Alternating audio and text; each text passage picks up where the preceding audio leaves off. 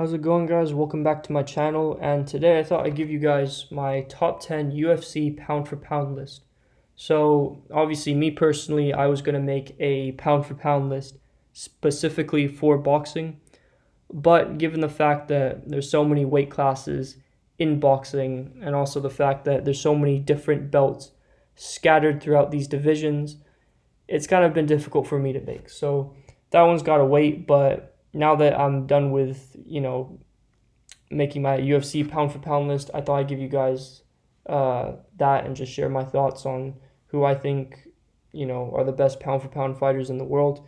And yes, my pound for pound list does include some heavyweights. So if you don't like that, well, then too bad, because it's not changing. Before I get more into the video, I just want to say that, my pound for pound list is based off a certain criteria that these fighters would have to meet in order to make the list, right? So the criteria goes like this. So the criteria is depends on if the fighters are world champions, if they are at least former world champions, if, how many times they've defended their titles, what weight classes they've been champion in, and how many weight classes they've been champion in.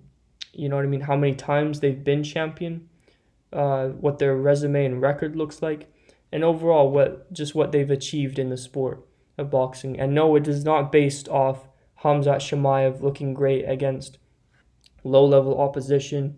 It's not based off Sean O'Malley knocking out all these low-level opponents, right? It's not based off any of that, right? I'm not saying that those guys are trash fighters, because they are certainly quality fighters.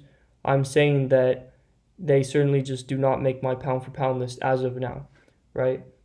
But that being said, before I get into the top 10 pound for pound list, I thought I'd share my honorable mentions, because there are some good fighters or some great fighters out there who almost made this list, but didn't just quite make the list, and didn't just quite meet the criteria altogether. So I thought I'd share that with you guys right now. So the honorable mentions are the likes of Brandon Moreno, obviously former world champion, former flyweight world champion, and is now fighting, or looks like he's going to fight again for the flyweight world title against Davison Figueiredo. Jan Blachowicz, former light heavyweight world champion, who's obviously defended his belt against Israel Adesanya. Robert Whittaker, a very talented fighter, former middleweight world champion, who's been killing it recently, by beating guys like Darren Till, Jared Cannonier, Kelvin Gastelum, and other fighters, right? Dustin Poirier, former interim lightweight world champion, who is a two-time undisputed UFC title challenger in the lightweight division, and who arguably has one of the best resumes and records in the lightweight division. And Stipe Miocic. Stipe Miocic is a two-time heavyweight world champion who's got a great record. So those fighters almost made the list, but didn't quite make it because, obviously there are a lot of other very talented fighters in the division that were just above them. So we'll get into the top 10 as of now. So at number 10, we have Max Holloway. Max Holloway is a former UFC featherweight world champion. He has one of the best records in the division. Obviously, he's a very likable guy who, not only is he likable, but he's also considered to be one of the best strikers and boxers in the UFC altogether, not just the featherweight division, but throughout the whole UFC roster. He has wins over the likes of Jose Aldo, Jeremy Stevens, Frankie Edgar, Anthony Pettis, right? Calvin Kattar. He looked great in the Calvin Kattar, where he basically dismantled him. He beat another high-level striker in Yair Rodriguez most recently. And he did lose his belt to Alexander Volkanovski, but he did have a very close rematch with Volkanovski, and I'll talk about that fight later in this video. But Max Holloway definitely meets the top 10 pound for pound list, making it at number 10. So at number 9, we have Aljamain Sterling. And I know what people are going to say, right? Because a lot of people do not like Aljamain Sterling.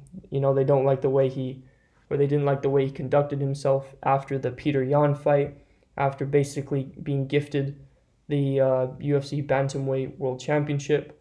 And that makes sense, right? Obviously, he didn't really do enough to win that fight other than just get kneed in the face illegally, and that's what happened. But at the same time, we look at this guy's resume.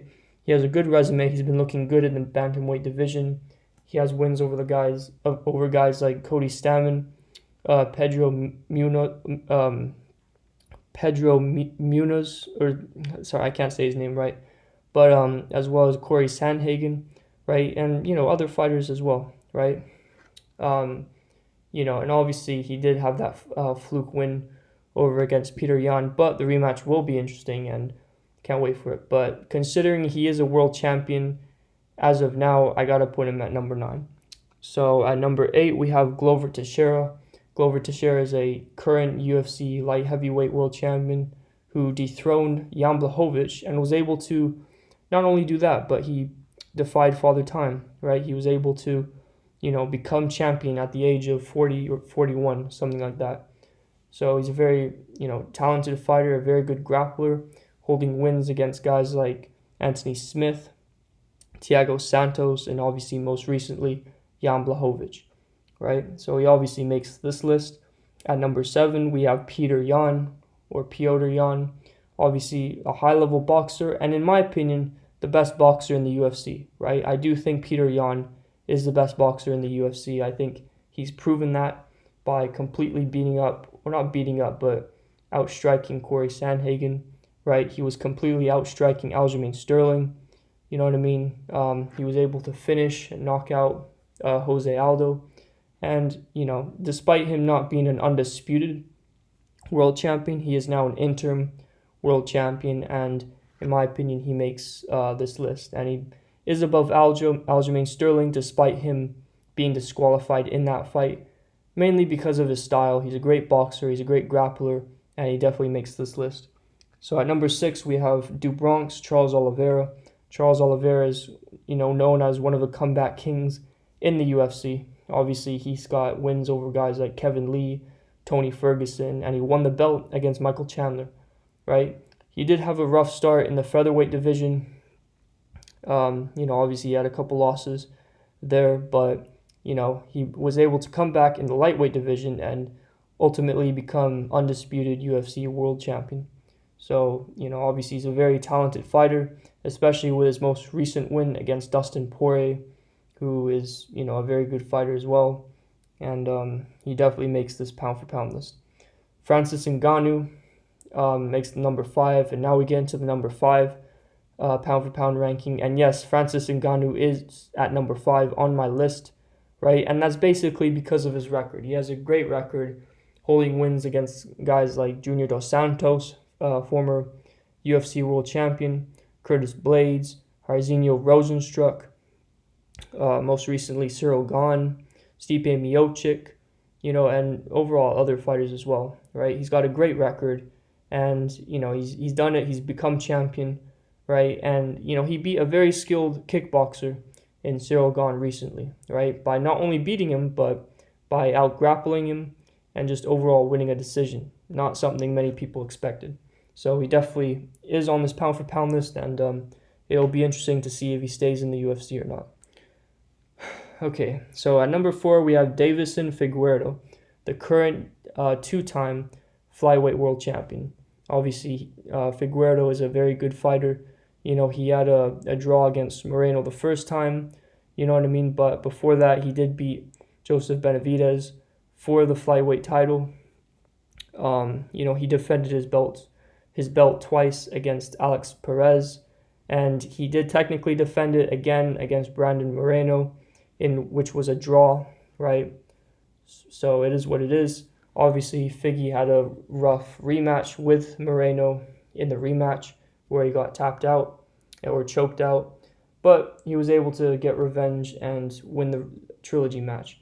So, like I said, obviously a fourth fight will be interesting, and I can't wait to see it. Okay, now we go into the top 3, At number 3, we have Alexander Volkanovski, current featherweight world champion.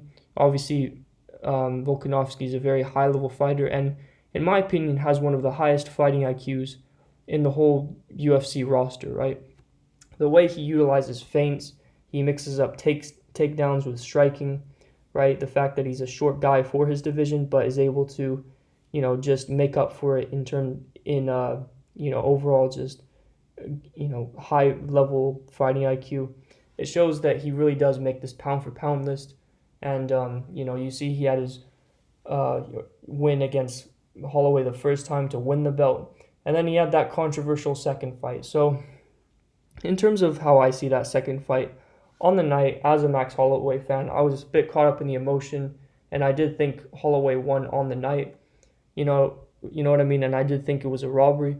But looking at the fight again, I now think that Volkanovski won that fight. The reason I think that is because I give Max Holloway the first 2 rounds, and then I did edge the third round to Alexander Volkanovski, right? I think he did just enough to edge that round, and then obviously you give him the last 2 rounds because of the takedowns and stuff. So despite me being a Max Holloway fan, I would have to give that fight to him. So the way I see it, that is a legitimate win for Volkanovski. And obviously you see that he just completely beat up and dismantled Brian Ortega as well, right? A very elite fighter. And now he's fighting Korean Zombie, which should be an interesting fight. So Alexander the Great Volkanovski is a true great, and he's made this pound for pound list. All right, at number 2, pound for pound, second best fighter in the world, I would say, is Israel Adesanya. Israel Adesanya is, yes, a one-dimensional fighter when it comes to MMA, in that he only has striking, but that striking does make up for his, lack of wrestling and jiu-jitsu and stuff, right? Adesanya, in my opinion, is one of, if not the best striker in the world right now. The way he's able to, land these clean punches, even in, awkward positions. He's certainly, one of the best when it comes to the UFC, right? And you look at the things he's achieved ever since becoming champion. He's got wins over guys like Anderson Silva, Kelvin Gastelum, Robert Whittaker, Yoel Romero, Paulo Costa, Marvin Vettori, all these fighters, right? And he challenged for the, light heavyweight world title. And yes, he wasn't able to win that world title, but it wasn't really his natural weight class. And, the way I see it, middleweight is his true weight class. So that's why at this point I would say that, Israel Adesanya, in terms of striking, is a true pound for pound great. Okay, so now we have the number 1 pound for pound best fighter in the world. And that is none other than Kamaru Usman. I think Kamaru Usman has proven that he is a pound for pound great, and that he is the pound for pound greatest fighter in the world right now. Obviously the guy won the belt against Tyron Woodley, completely schooled him and beat him up. He, was the first guy to have stopped Colby Covington, right? He beat Jorge Masvidal and knocked him out in the second fight, beat Gilbert Burns, beat Colby Covington again. Obviously, he's defended his belts a bunch of times, and, you can see the evolution of this guy, and he's definitely evolving into a much better fighter. He's not just a wrestler anymore. He is a good power puncher, a good striker now, and in my opinion, he is pound for pound the best fighter in the world. So that's my whole pound for pound list. Obviously, this video is going on a bit too long, but yeah, I thought I'd share it. Let me know what you guys think, and yeah, give me your thoughts. Give me your top 10 pound for pound list in the comments below. I'd like to hear it for sure, and I'll make a boxing one for sure in the future once I get it done. So yeah, that being said, I'm out. Take care and peace.